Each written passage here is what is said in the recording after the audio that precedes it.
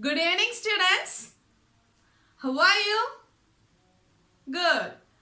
You know this is tea time, is it? And I think all you like biscuits, is it?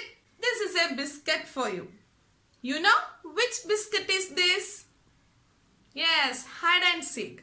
And this is one biscuit, is it? Now I am going to make it two. And this is a part of this one biscuit, is it? This is a part of this whole.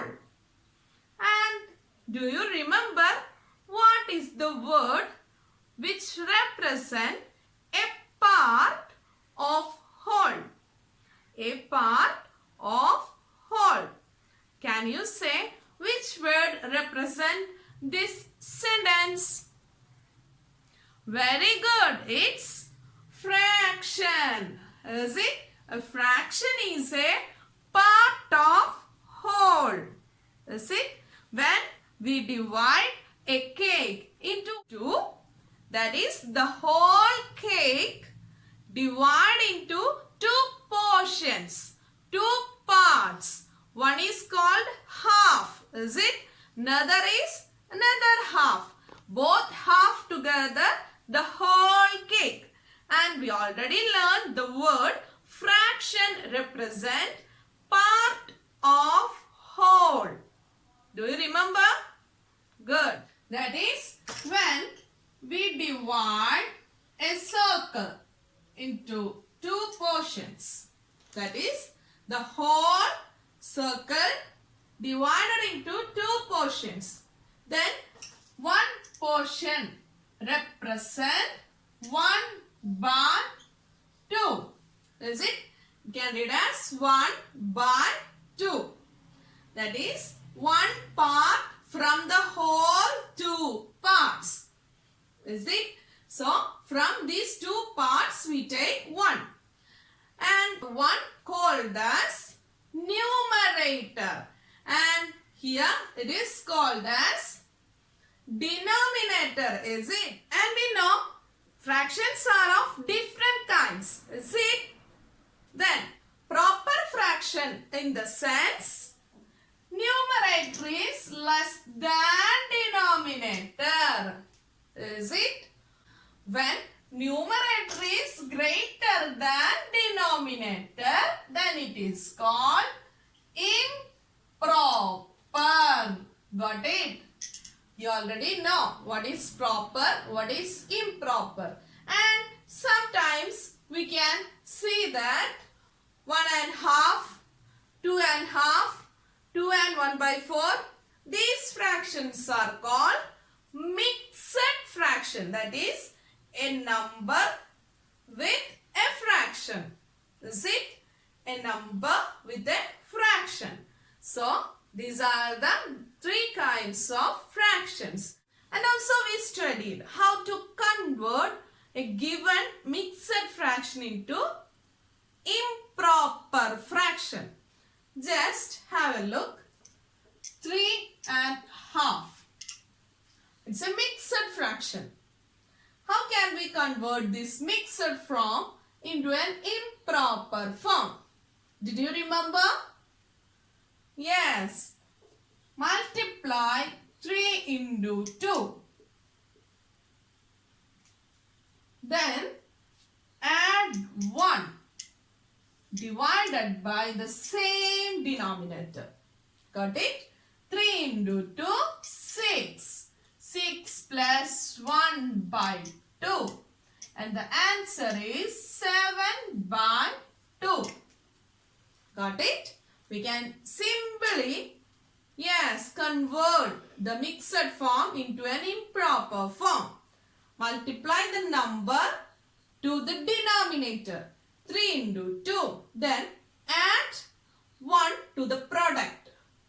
Divided by the same denominator. Got it? And we know how can we make equivalent fractions. That is a fraction equal to the given fraction.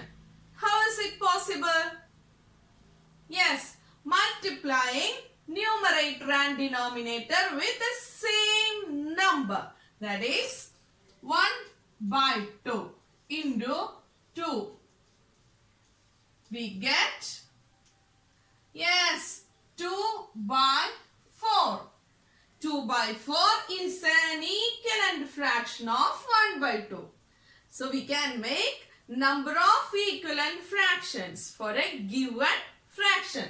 We can also make an equivalent fraction by multiplying with 3. That is 3 by 6. This is also an equivalent fraction of 1 by 2. From a given fraction, we can also simplify into a, yes, lowest form. That is 3 by 6. We know it's an equivalent fraction of 1 by 2. And from here, we can reduce 3 by 6 to 1 by 2 by dividing the numerator and denominator with the same number. Is it? Numerator and denominator are multiples of 3. Is it? So we can divide this fraction by 3 and can make it into its simplest form. That is 3 divided by 3. We get 1. 6 divided by 3. 2.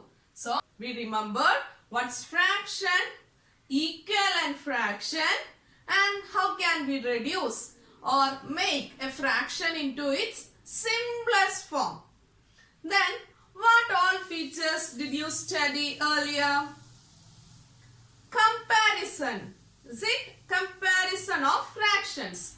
How can we compare fractions? For example, 5 by 8, 3 by 8. We know which is greater. Yes, at a glance we can say that 5 by 8 is greater. That is 5 piece or 5 part from 8 whole 8 parts. Is it? So this is greater than this one. When the denominators are same, we can easily understand which is greater. Then what about this one? Here denominators are different. How can we say which is greater?